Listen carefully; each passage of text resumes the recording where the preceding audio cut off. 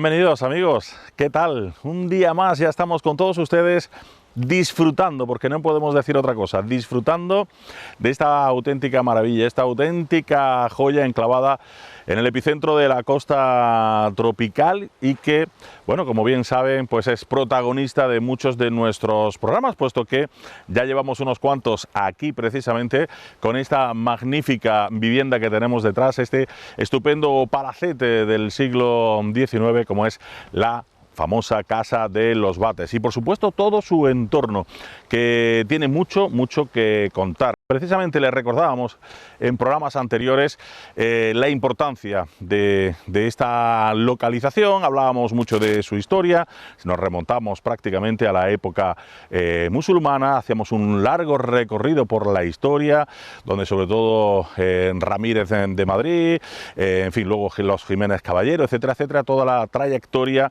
de lo que ha ido significando esta zona de la finca de los Bates. Y por supuesto hoy vamos a estar en esta parte frontal. Ya recordábamos también esos jardines de tipo romántico, haciendo un guiño precioso a los jardines de la Alhambra, que fueron protagonistas en nuestro programa anterior, pero también hoy queremos dedicarle un tiempo a esta parte frontal, por la cual, don Manuel Domínguez, es un auténtico privilegio poder simplemente respirar y poder pasear en este entorno. Pues efectivamente, los Bates no es solo la parte trasera que vimos de jardines de tipo oriental, de tipo románticos y tal, sino que también los Bates tienen una parte delantera que es muy importante en el conjunto de digamos, del diseño de esta finca, en la parte que da al mar. Es decir, estamos bajando ahora mismo del camino, del paseo que comunica la casa con el Paseo de los Magnolios, con la parte central, frontal de la casa de los Bates, y como el balcón efectivamente de esta magnífica instalación y de este magnífico entorno que significa la casa de los Bates, que como bien decía es muy antiguo, es decir, es antiquísimo. Aquí seguramente si se excavara daría muchísimos datos de la antigüedad de estas zonas y de documentos históricos existen desde finales del siglo XV. Sabemos que era una alquería musulmana, sabemos que Francisco Ramírez de Madrid, el artillero de los Reyes Católicos, secretario de los Reyes Católicos, entre lo que le dan los Reyes Católicos, lo que él compra, adquiere toda esta gran propiedad de los Bates y la mantienen, pues seguramente hasta el siglo XIX, que la venden a los Jiménez Caballero, como la familia Jiménez Caballero, como bien decías, que es cuando se edifica precisamente la casa, porque aquí en época del siglo XVI se conservaban algunos restos de lo que había sido la antigua alquería, algunos restos de una aduana, algunos restos de una alberca para cocer lino. En el siglo XVII, a principios del siglo XVII, todavía se conservaba, ellos le decían una mazmorra, que era la ruina seguramente de una torre defensiva. Y sí que es verdad que cuando se hace la partición de los términos municipales entre Salobreña y Motril en el siglo XVI, la línea empieza en la atalaya de Bates. Es decir, atalaya que veremos ahora, o lo que pensamos que debió ser la atalaya de Bates, y que evidentemente era la línea por la cual se partía. Después el término municipal de Motril recupera toda esta zona y ya se incluye completa en el término municipal de Motril. Pero la titularidad, ¿no? Claro, y indudablemente pues aquí una propiedad que, aparte de su valor arquitectónico de la casa y tal, tiene un valor paisajístico impresionante, ¿no? Es decir, nada más que recorrer estos caminos que nos llevan hacia la parte central de esta montaña, de esta especie de meseta elevada de los montes del Madalite, que se sale hacia la vega, pues nos da una visión impresionante de lo que es el mar, la vega de Motril, Salobreña, hasta Torrenueva, se ve perfectamente, ¿no? Sí, no, que el punto estratégico que, en fin, claro, en definitiva se convertía. Pues si te parece, Manolo, Vamos a pasear primero un poquito, respirando profundamente por esta zona y que de camino nuestra gente también pueda ver estos jardines frontales con esos árboles magistrales y centenarios, lógicamente, de esta parte frontal. Y le vamos hablando un poquito también, bueno, pues de todos estos paseos, porque todos tienen su significado y su importancia.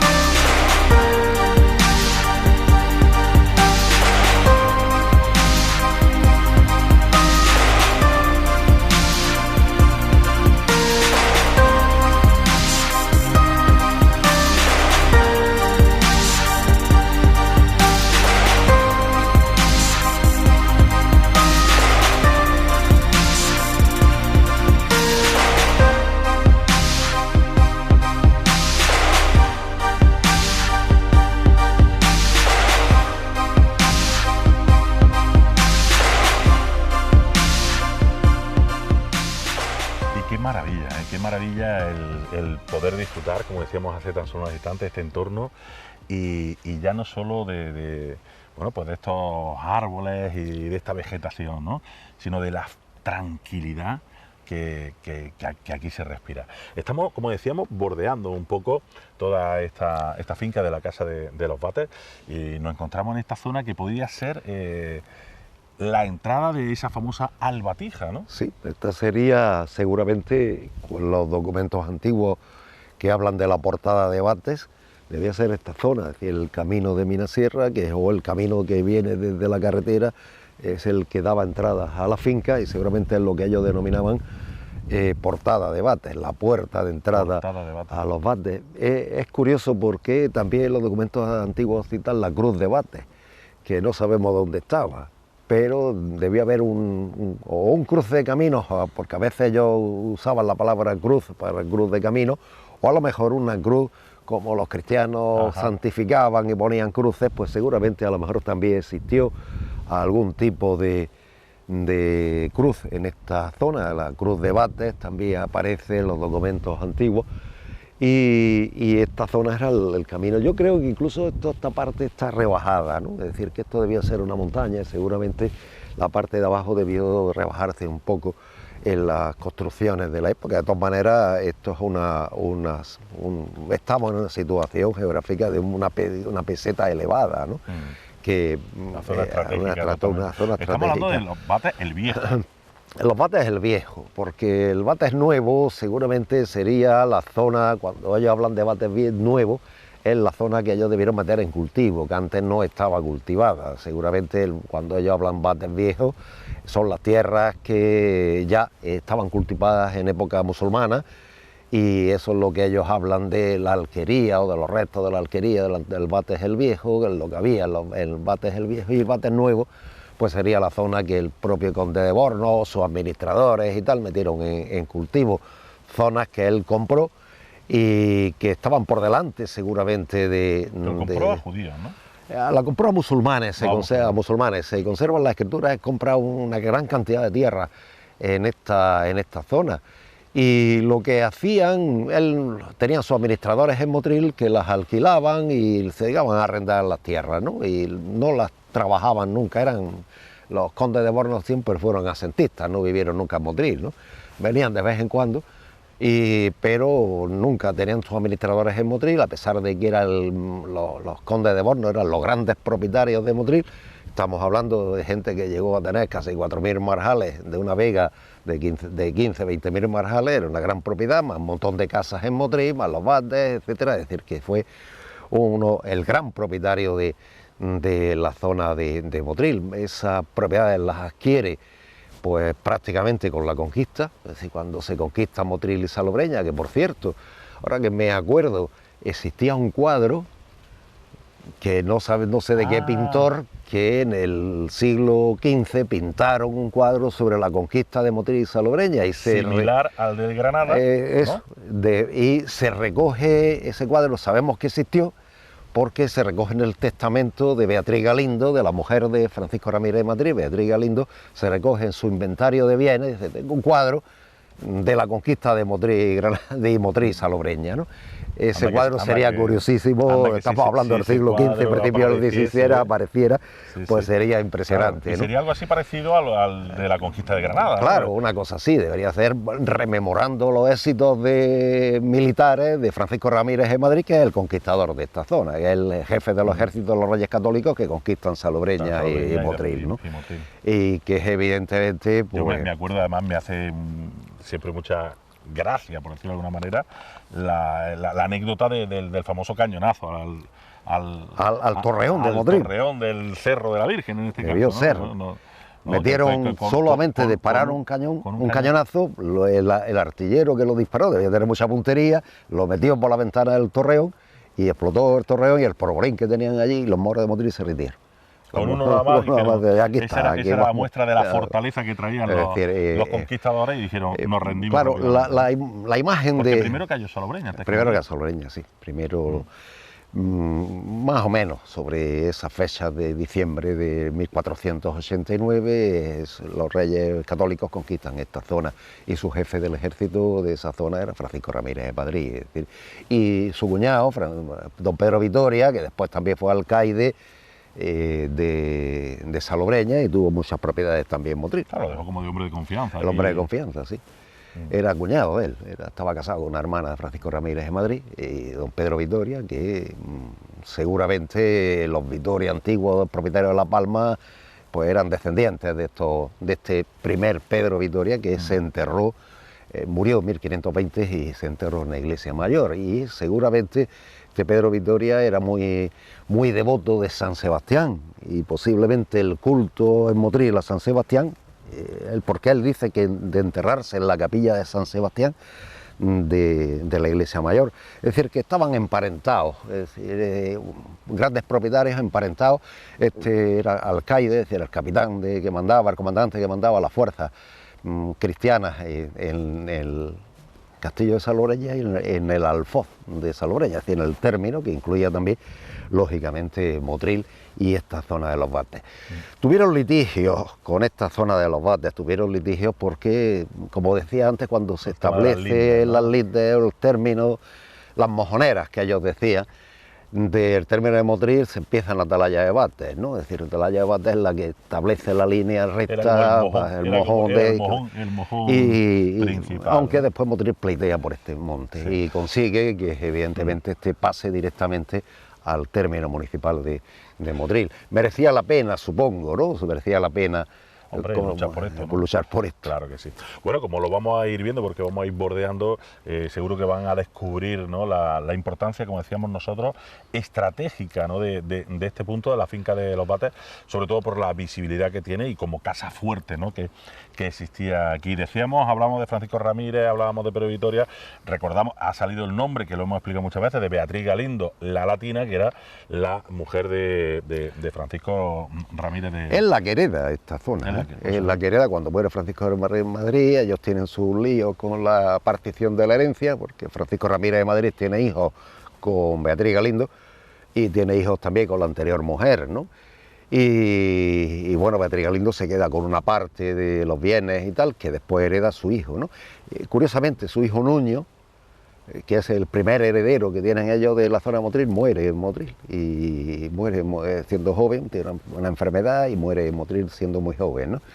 Y es muy curioso porque esta zona debió ser emblemática para ellos. Es verdad que, como decíamos antes, a lo mejor la configuración no es la misma que hoy, es decir, que evidentemente esta colina de base plana debió existir, o la rebajaron seguramente, no los Ramírez de Madrid, sino antes ya, cuando existía la alquería, y seguramente Ramírez de Madrid pues también pero hay muchas tierras que son montuosas, es decir, los alrededores de Bates eran tierras montuosas, es decir, cuando ellos hablan de tierras montuosas y aneales es porque estaban sin meter en cultivo, y él mete en cultivo pues todas las tierras de Bates el Viejo, Bates el Nuevo, la Zapatera, que también era propiedad de ellos, estaba inundada, y va adquiriendo pues esta zona de producción cañera fundamentalmente, porque ya se dedicaron casi todo esto a la caña, y va a tener una gran importancia desde el punto de vista agrícola esta zona.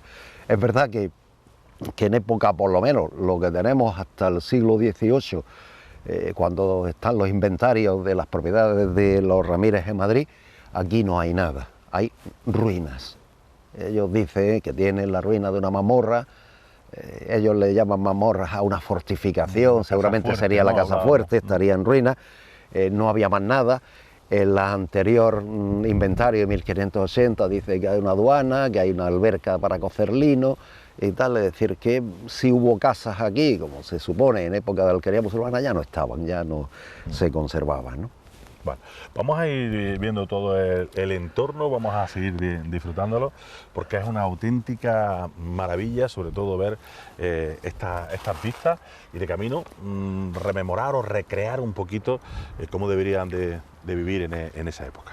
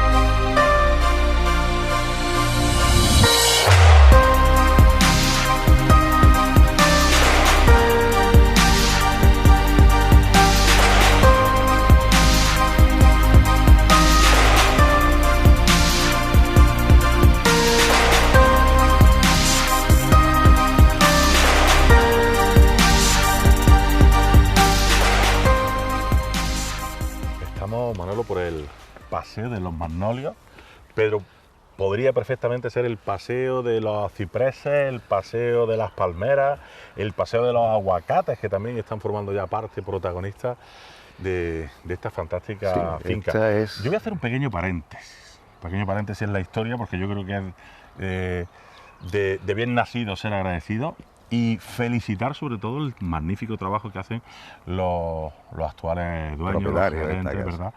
Porque ya no es solo el hecho de mantener esta historia viva, sino mantenerla como lo están haciendo ellos, con un trabajo enorme de mantenimiento y de sacrificio por mantener viva toda esa historia de Rodríguez, la familia Rodríguez Martín Feriche, ¿no? Es decir, que son los actuales propietarios de la Casa de los Bates. Este paseo es el paseo perimetral al monte de los Bates, ¿no? Este es el que recorre por la parte exterior, le da toda la vuelta al monte y bueno, y permite ver la parte de la casa y ver, sobre todo, está abierto hacia el sur, hacia la Vega y la costa, ¿no?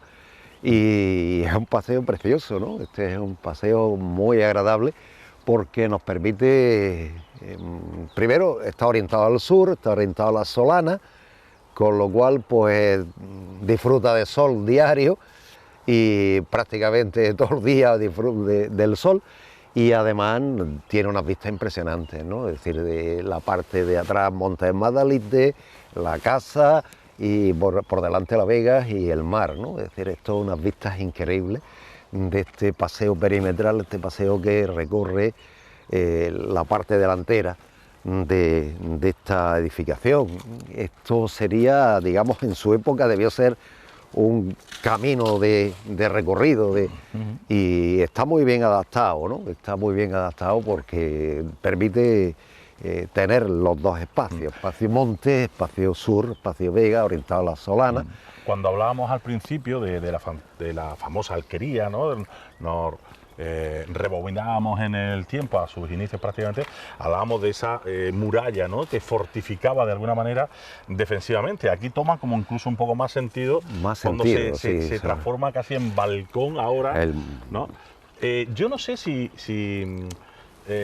bueno, desde aquí se habrán atisbado pues muchos ataques, sobre todo berberiscos, ¿no? Porque Motril ha tenido una serie de asedios, seguramente, que eran casi continuados verano tras verano, ¿no? Verano tras verano. Motril fue una zona de vivir peligrosamente, ¿no? Y además la frontera, la zona de Motril-Salobreña, la zona de la costa del Reino de Granada, era la frontera de un África que era hostil. Los españoles siempre tuvieron el problema de los berberiscos del norte de África, que cuando llegaba la primavera, el verano, pues se dedicaban a saquear pues lo que podían, ¿no? Y hay multitud de datos, por eso siempre la costa estuvo fortificada, ¿no? Es decir, siempre tuvimos en esta zona militares, torres, castillos, etcétera. Siempre, además, todavía quedan, ahí tenemos nada menos que el castillo de Salobreña, que ya era musulmán, o el castillo de Almuñécar, o las torres del Medio, la torre de Salobreña, la torre del Varadero de Motril, Trasfarramal, la torre de Trasfarramal, es decir, todo un rosario de torres y castillos que permitían la defensa de esta zona. Y yo estoy convencido, los documentos lo citan, que aquí había una atalaya, la atalaya de Bates.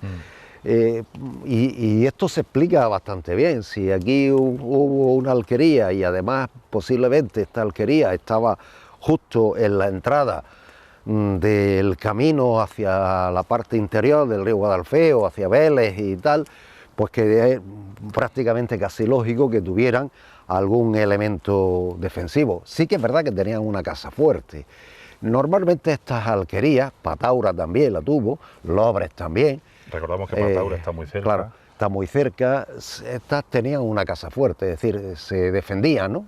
Construían un edificio que en caso de ataque, como siempre tenían el miedo de los ataques, los habitantes de esa zona se pudieran refugiar en esa casa, ¿no? Esa casa, y ellos le llamaban casa fuerte. De todas maneras, hablamos de que había muchos ataques berberiscos, sobre todo que venía de ahí del norte de África, etcétera, pero me da a mí la sensación de que no fructificaban mucho, en el sentido de que, por ejemplo, Motril no ha tenido grandes invasiones, por no decir casi ninguna. Tuvo algunas, ¿no? Tuvo algunas en 1507, 1510, en 1513, después en la zona de los Guájares. Me refiero, intentó sí, pero de llegar, no, por ejemplo, de llegar, hubo algunas se combatió en la Plaza España, ¿no? Es decir, pero estaban bien defendidas, es decir, desde que los Reyes Católicos se quedan con esta zona, se crea la defensa de la costa, ¿no? Se crea, cuyo cuartel general estaba en Alhambra, en Granada, y ellos mantuvieron los capitanes de caballería famosos, Valdivia y tal, muchos de ellos estuvieron por aquí, Pedro Vitoria, capitanes del ejército que estuvieron por aquí, que por cierto todos se hicieron ricos en Motril, estuvieron en Motril, no sé cómo lo hicieron, pero casi todos obtuvieron grandes beneficios de sus capitanías en nuestra zona. El caso es que quizás lo más frecuente era que los piratas intentaran no atacar tanto a las poblaciones. Con todo eso, Motril se tuvo que fortificar, es decir, Motril se cerró con una muralla, se hizo una muralla, y bueno, Salobreña también. Salobreña tenía el castillo magnífico, el gran castillo de Salobreña, y esta zona no sería extraño porque también tuviera su elemento de fortificación. Incluso cuando Alonso de Contreras compra toda la zona, esta zona de aquí enfrente, que es lo que se llamó la Caza de Contreras, lo que nosotros llamamos hoy Playa Granada, toda la zona de Playa Granada.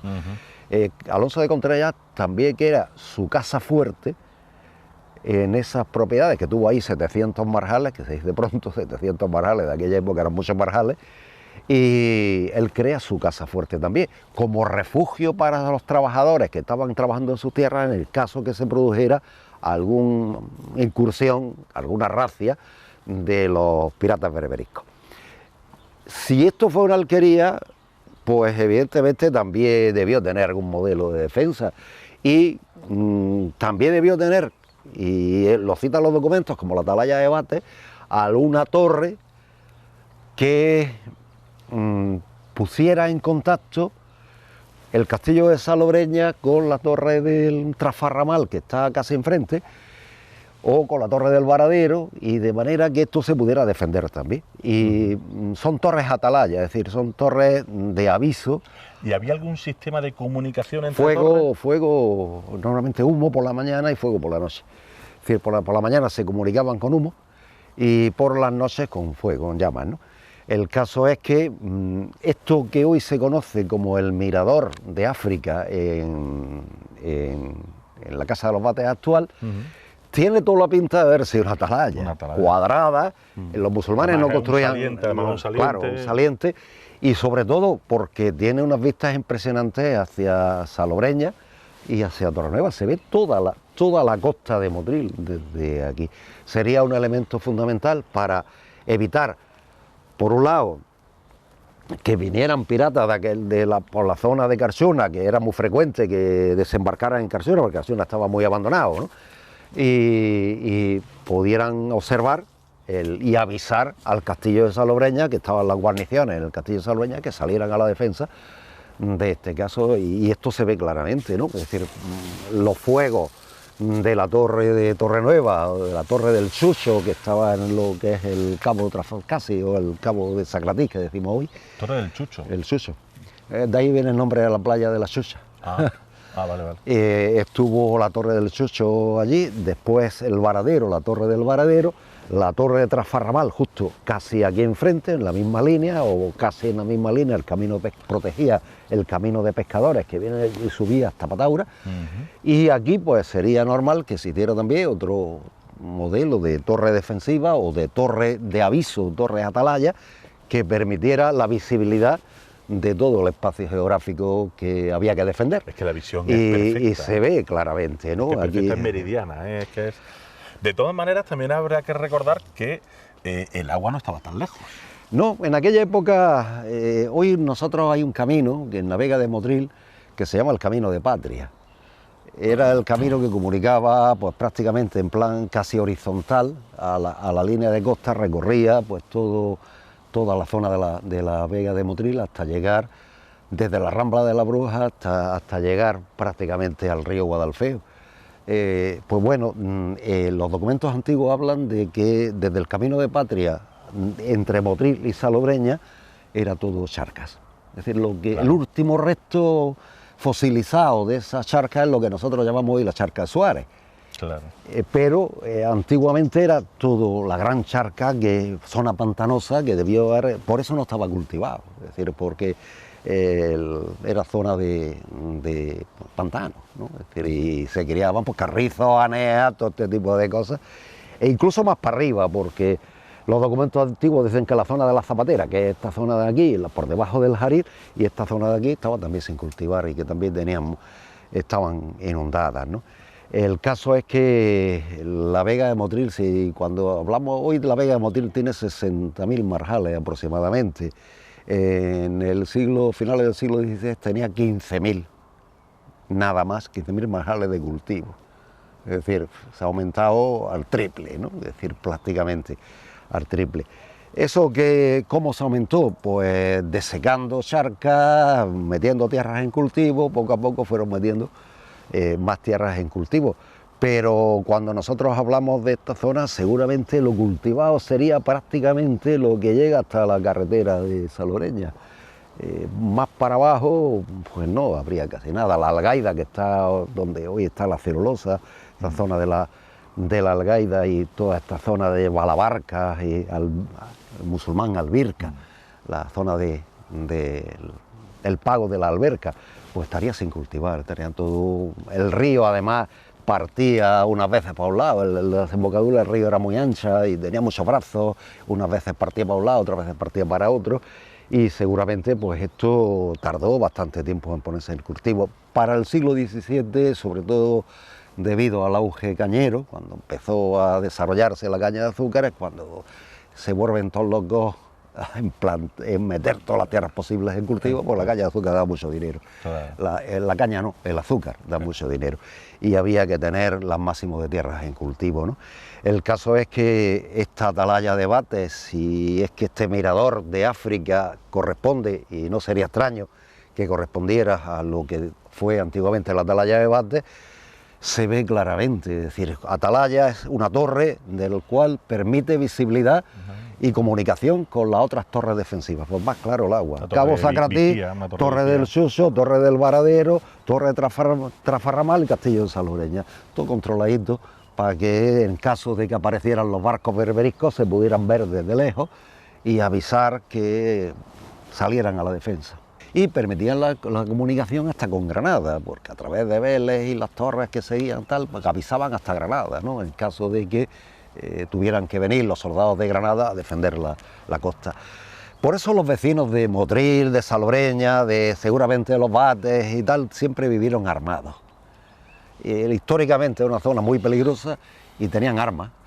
Cuando se repuebla Pataura, los Bates no se repueblan porque como los compra Ramírez de Madrid, cuando expulsan a los musulmanes ya era de ellos, con lo cual no se repuebla. Pero por ejemplo cuando se repuebla Motril, se repuebla Pataura y tal, cuando se expulsan a los moriscos, una de las condiciones que ponen para que los castellanos vengan a vivir es que vengan con armas.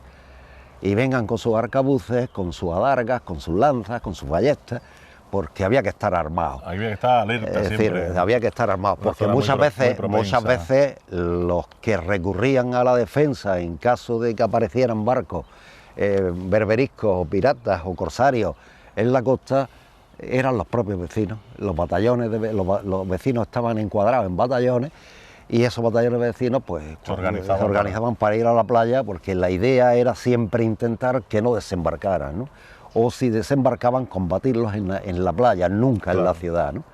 Bueno, pues vamos a seguir después de esta fantástica lección de historia de don Manuel Domínguez, pues vamos a continuar ya un poquito hacia el interior y vamos a ir buscando esa fantástica vivienda que llegaba, lógicamente, muchísimo después, en el siglo XIX, y bueno, que vamos a ir conociendo. Vamos a seguir paseando porque esto es una auténtica maravilla.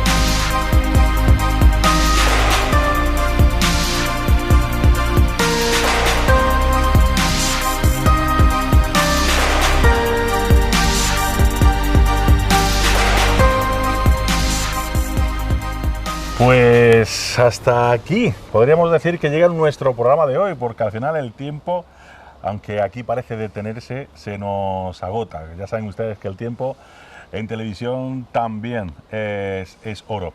Y disfrutando de estos jardines, de esta parte defensiva, de la famosa atalaya, de todo el entorno, en fin, de toda esa historia que una vez más hemos compartido con nuestro cronista oficial de Motril, con don Manuel Domínguez, aquí en la Casa de los Bates. Seguro que nos quedan más programas, porque ya les digo que en nuestra próxima edición nos vamos a meter dentro de esta vivienda, de esta casa palacete del siglo XIX, que es una auténtica maravilla, por fuera, pero también por dentro. Así que les esperamos la semana que viene aquí en la Alquería. Don Manuel, hasta la semana que viene. Hasta la semana que viene.